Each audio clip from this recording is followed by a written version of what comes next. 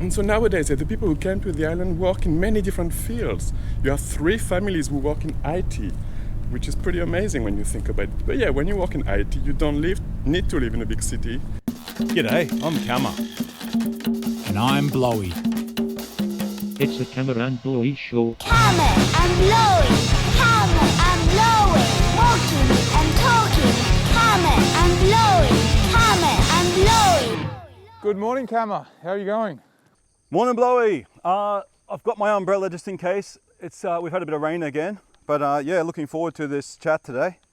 Mate, I'm in the bush here hunting rabbits. Well, not hunting them, but I just saw one, and when I clapped for the audio, it scared it off. So I was about to show you, but yeah, my sync clap scared it off. Well, hopefully we'll see another one soon then. Hopefully we'll. And I don't know if you remember last episode, but I was about to tell you something really, really interesting. Yeah, we never got that out. We got interrupted, so I thought I'll tell you today. What do you reckon? Yeah, please, what is it? Well, I'm going to talk to you about... Joe, sorry, I'm very sorry to do this, Blowy, but I'm getting another call. It's from the Setouchi Explorer. Hello? Good morning. Good morning. Good morning. Hi, this is David. How are you? David. Yes. This is Joe. I'm just talking to Kama at the moment, but it seemed you've jumped into our call. Welcome. Oh, sorry, I'm interrupting. So what were you talking about? That can wait, Blowy. Okay. Yeah. Hey, so yeah, thanks for joining us. We're recording an episode of the Kama and Blowy Show. I hope that's okay for you to stick around for a little bit. Yes, I'm having a walk by the sea, so yeah. So can you kind of paint a picture of where you are at the moment? So I am in the city of Takamatsu, which is where I live, and I'm by the port called Sun Port, where all the ferries are to go to the islands, where I like to go very much and like to talk about usually. So you see, right now I'm one of the piers. Behind me you actually can see the castle a little bit. We have a small castle in town, and now I'm just gonna walk around and show you and speak with you guys. David, do you have a nickname at all? Because we like to use nicknames on this show, but... Yeah, you guys have nicknames. I had nicknames a while ago. I don't really use them anymore. But I had one that was Australian based. I was Booga for many years in the 90s. Booga. It's a long story. It's gonna take half the show to tell you. So if you wanna call me Booga today, you can, but I really don't use it anymore. Okay, well let's use Booga just for today then. Yeah, just for today. Yeah, so Booga. Yeah. The way I remember us first meeting is that it was pretty much exactly where you're standing right now. Yeah, I'm actually heading there. Let's go there, yeah. Yeah, so I remember moving to this little island in the Setouchi Islands called Ogijima, and I must have gone onto Twitter and just searched Ogijima, and your name came up, and I said, what? There's another David in Setouchi? Is there space for 2 of us?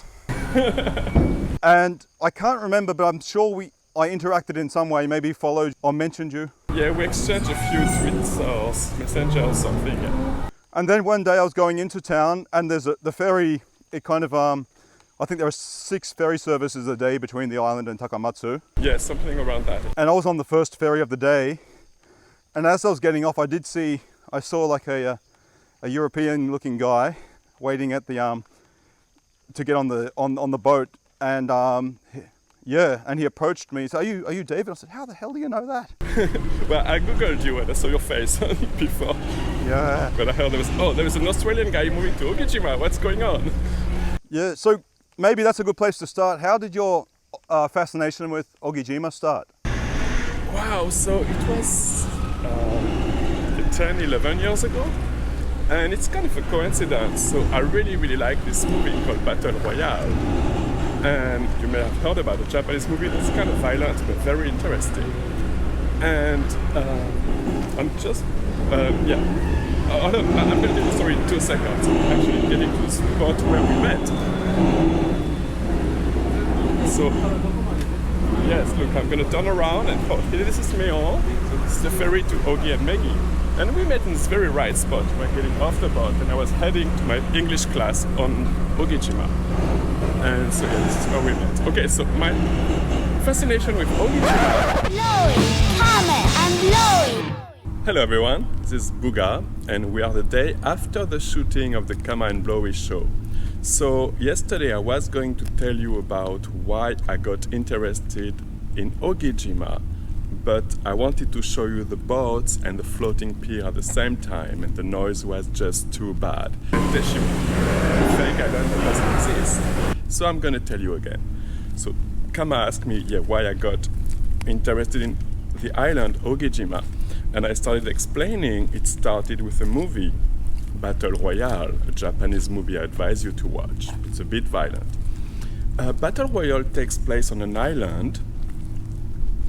No information about this island in the movie. We have no idea where it is or anything else. However, the movie is from a book, and the book was written by someone who lives here in Kagawa.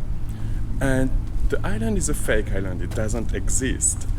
However, to write his book, to find inspiration and description of places, he actually went to Ogijima, and he really inspired himself from Ogijima to write and describe his island. The name of the island is Oshima, which is almost the same spelling as Ogijima. And many features from the actual Ogijima can be found in the book. The book, actually, the story takes place in Kagawa, just on a fictitious island, which is really Ogijima. So really, the first time I went to Ogijima 11 years ago was as a fanboy. I wanted to see the real island that inspired that book and movie I liked. And I went there 11 years ago. It was a beautiful island. It's pretty small, has a tiny village on the side of the hill. It's very hilly. And I've just found it very beautiful. So I went there first as a fanboy, just to see the place, and I really liked the place beyond the relation to the book. I found it very beautiful. However, at the time it was pretty almost dead, dying, almost dead. There was like nobody. I could walk the streets, didn't run into anybody, I think. I don't remember very well. However, things changed the following year, the year 2010. The first Setouchi Triennale, the big art festival we have in the area, took place. And the art on the islands was wonderful too. They had great art on the island, and I went again and discovered this time a very lively island with a lot of people, mostly visitors. I still met a few people, one artist who moved there eventually and became my friend. And things evolved, and little by little the island got more activity, and things really changed in 2013 and 2014 when newcomers started coming to the island. So the goal of the art festival is not just art, but it's really to revive the islands and to revive the islands through art. Some islands decided to do it mostly based on tourism. Art brings tourists. Tourists bring money. However, the people on Ogijima didn't want Ogijima to just be a tourism-based revitalization. They wanted people moving to the island to make a life on the island, a real life unrelated to the art festival as much as possible. There are people who work with tourism, there are new cafes, but the locals use them too, and things like that. So when I went back to the island again in 2014, by the time I lived here, and I used to go regularly, I go to the island quite a bit. And by 2014, more and more people started coming. Several families, the population of the island used to be 200 people in 2010. Now it's around 150. You would think it's a big drop, but 50 new people came to the island, so the drop will be even bigger without that.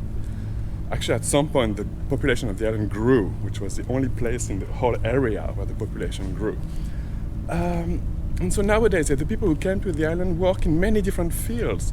You have 3 families who work in IT, which is pretty amazing when you think about it. But yeah, when you work in IT, you don't need to live in a big city with 2 or 3 new cafes. Many different kinds of families who bring their many different kind of skills. You even have Kama and his family who lived there for a few months. So even an Australian journalist lived on Ogijima for a few months. And so this island really have a very interesting dynamic, a very interesting atmosphere. The people there are so nice, some of the nicest people I've met really in Japan or even in my life. And because the island is so isolated, it really has its own culture, its own identity.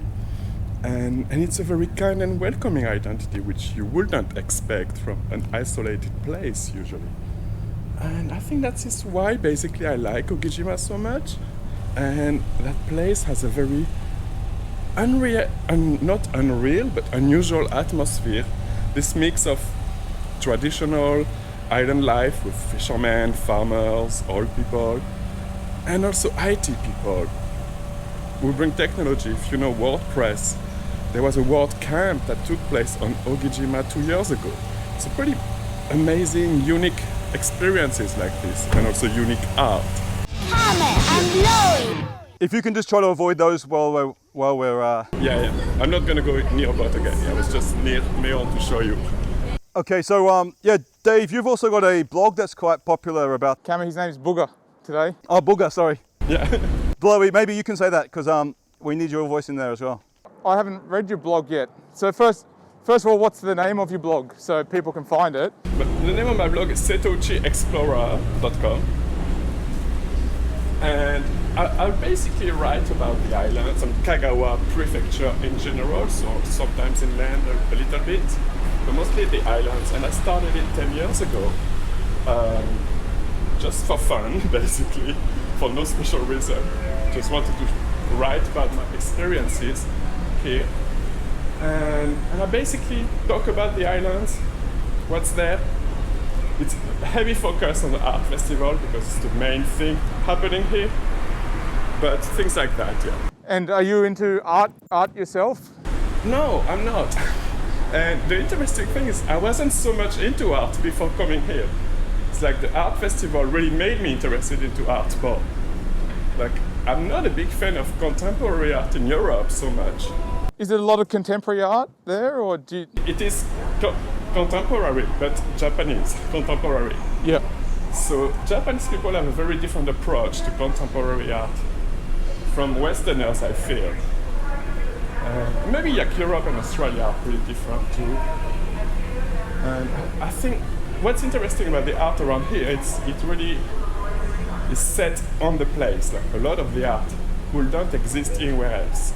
It belongs to the place where it is instead. And that's, I think, one of the interesting things about it.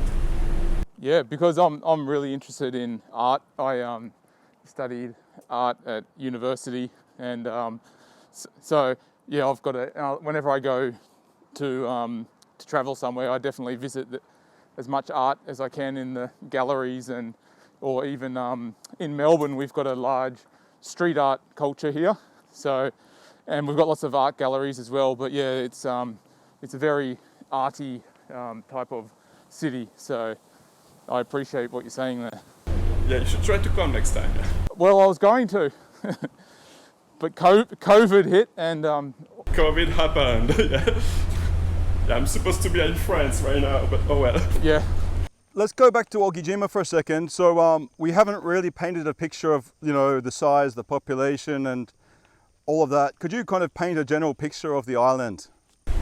Yes, so the island is very small, I think like 1 kilometer in diameter, even less. And about 150 people live there.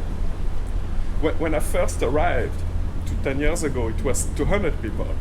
And the population is really, really going down, just old people dying, basically. However, in the past 6 years, 50 new people moved to the island. So without them, the population would be even lower. And they really are revitalizing the island. So the population, I mean, all people are farmers, fishermen, and island people, rural people, really. The life on the island, it's life on an island, it's very isolated, but I don't find it very, very different from countryside life. But the new people brought a new energy and a new lifestyles, which is very adapted to the place. Like, they don't bring urban life to the island. They're kind of like 21st century country life, I want to say, in a sense. Oh, sorry guys, There's a street sweeper, which is like a big truck that has like brushes on it that cleans the gutters to keep the streets clean, and they're really noisy, but it's gone now. So. I thought you were caught in a typhoon or something. I was wondering a bit, yeah. Oh, and they've got big vacuums on it as well, so they suck up all the dirt, so they're really, really noisy. But I'm safe, it's all good. Okay, I'm gonna stop a second, yeah. There is one artwork right here that I'm showing now, which is in town. So most of the artworks are on the island, but we have a few in town. And this one is pretty awesome. Oh, there's a truck right here. I'll show the truck, you see it again. Okay, now you see it again. So yeah, it's from Taiwanese artist Lin Shun Long. And it's just a giant wooden structure. You can get inside. It was originally basically a theater place. They have like concerts and stages in it. I'm gonna go near it, and we cannot go inside right now, but I'm gonna show you a little bit closer. Yeah, I remember that very well. It's a, it's a striking kind of piece of art that's huge. I always like the art that you can actually touch or kind of interact with rather than just look at. Exactly. Yeah, I think that's what I like about Japanese contemporary art. It's way more interactive and like the audience is more involved into the process of the art than just looking at it. So what colour is it? Is it just wood? Is it wooden colour or? So yeah, it's supposed to be a nut, a giant nut, and it's made of planks and roots, branches, and it's kind of vaguely circular. And then there is a small path, I'm showing it right now, that allows you to get inside. So we cannot go inside, I'm just going to show you. Yeah, I am there now. So this is the entrance. I'm going to get a bit closer. I'm not sure how closer I'm allowed to go, I guess. Is it closed because of COVID and they want people touching it? Oh no, it's closed. Well, partly, like all the art is closed right now because of COVID. But this one is usually, like it's a permanent artwork, but it's usually closed outside of the festival. So outside of the festival period, some art stays open and some doesn't. This one is a permanent feature, so you can walk around and see it all the time. But you can only enter it during the festival, yeah. Thank you. Hey, so David, Booga. I always enjoyed our walks around Ogijima, and on one of them I remember we were walking around the island and you showed me Oshima and you told me a bit about it, and I found that really fascinating. What's special about Oshima? So Oshima is a very, very small island, probably the smallest around here. I don't know the size exactly. And about a century ago, sorry, let me go. Okay. About a century ago, a law was passed in Japan that everybody having leprosis, and quite a few people still had leprosis at the time, basically had to be locked up in places all around Japan. And Oshima, this very small island, was chosen as one place to be a leprosis hospital in theory, but prison really. And so for many, many decades, people were sent to the island and they couldn't leave. They were not allowed to leave. And the law was, so leprosis was basically cured in Japan in the 60s. However, the law wasn't repealed until 96.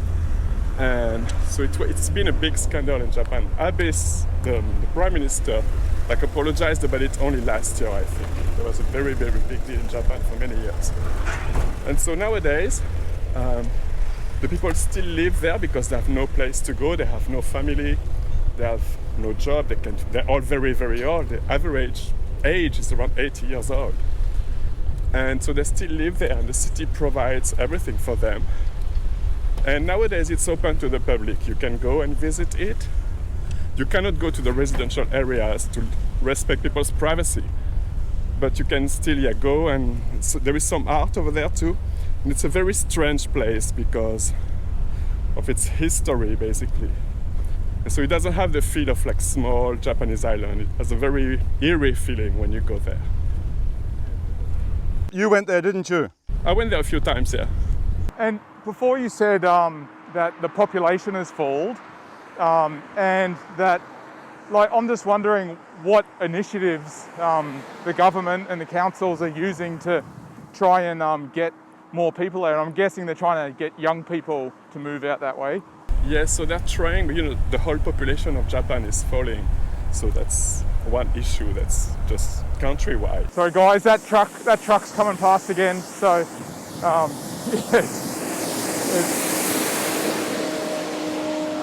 right, we're good now. We're good. Yeah, okay.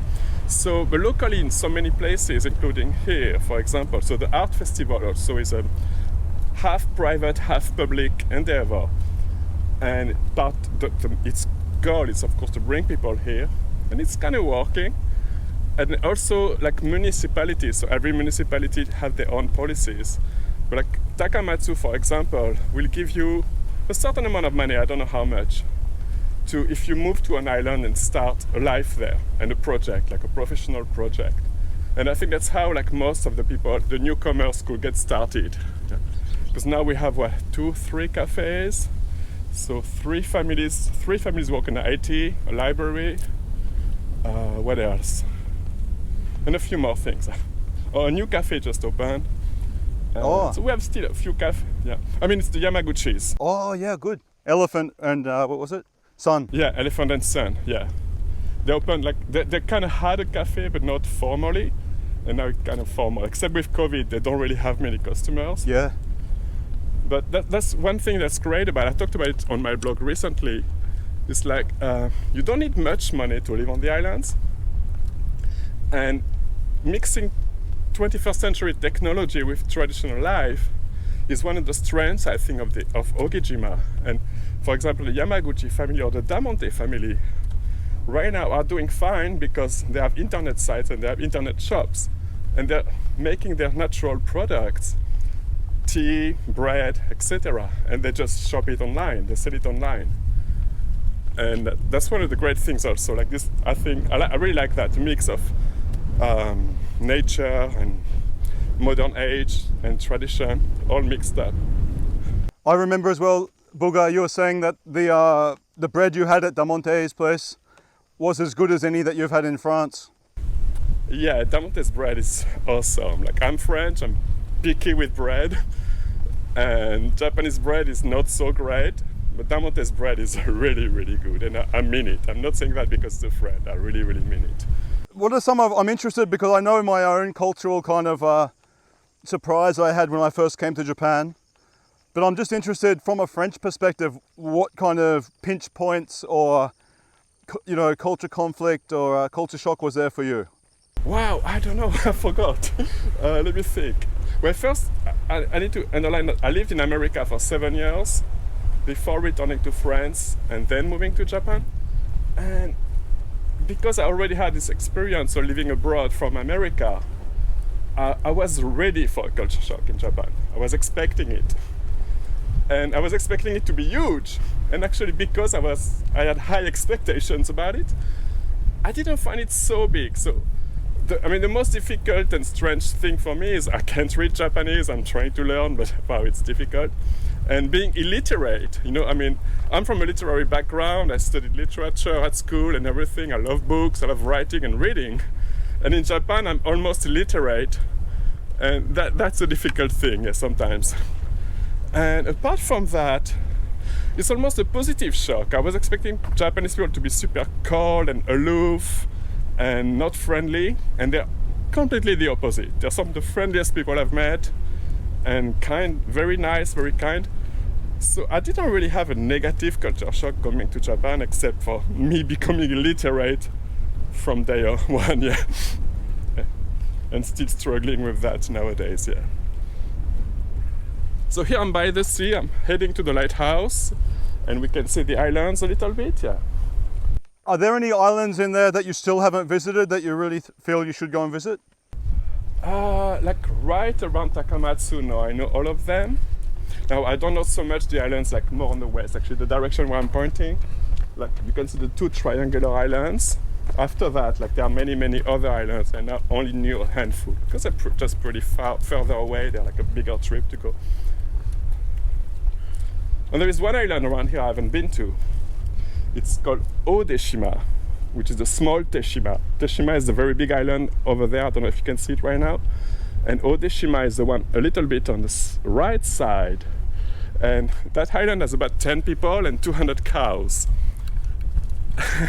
So you can't really, you need to go with a private boat. And I haven't been there yet. I'm kind of interested. There's nothing to see. It's just a big cow ranch.